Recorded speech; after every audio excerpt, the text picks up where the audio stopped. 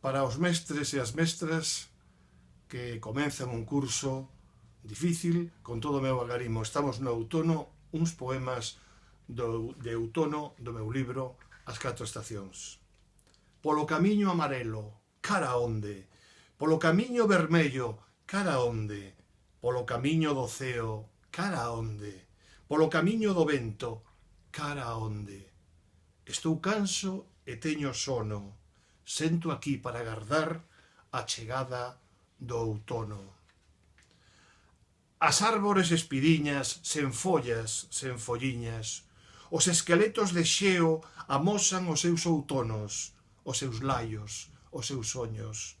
Unha alfombra cobre o chan, tapiz de follas caídas, folliñas que veñen e van.